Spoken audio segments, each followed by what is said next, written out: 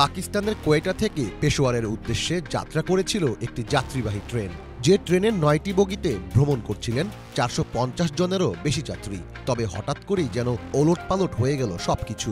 চলন্ত ট্রেনেই নির্বিচারে গুলি চালাতে শুরু করে সশস্ত্র হামলাকারীরা। এক পর্যায়ে ট্রেনে উঠে সেটির নিয়ন্ত্রণ নেয় তারা। ট্রেনে হামলার দায় স্বীকার করেছে বেলুচিস্তানের স্বাধীনতার দাবিতে কয়েক দশক ধরে আন্দোলন করে আসা সশস্ত্র গোষ্ঠী বেলুচ লিবারেশন আর্মি BLA। এক বিবৃতিতে BLA বলেছে, ট্রেনের জিম্মি যাত্রীদের উদ্ধার করতে যাওয়া অন্তত ২০ জন সেনা নিহত হয়েছে।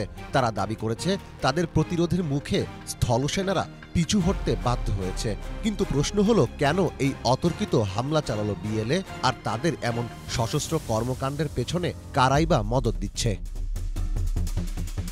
মূলত পাকিস্তানে বেলুচদের স্বাধীনতার লড়াই বাংলাদেশের স্বাধীনতা আন্দোলনেরও অনেক আগে থেকেই শুরু হয়েছে। পাকিস্তান থেকে বাংলাদেশ স্বাধীনতা লাভ করার পর বেলুচিস্তানই এখন পাকিস্তানের সবচেয়ে বড় প্রদেশ।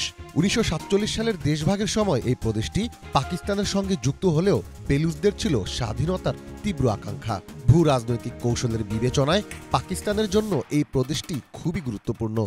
এর দক্ষিণে আরব সাগর, পশ্চিম দিকে ইরান, আর উত্তর ও উত্তর পূর্ব দিকে আছে আফগানিস্তান। ফলে বেলুচদের স্বাধীনতার আন্দোলনকে বিচ্ছিন্নতাবাদী কর্মকাণ্ড হিসেবেই দেখে আসছে পাকিস্তান।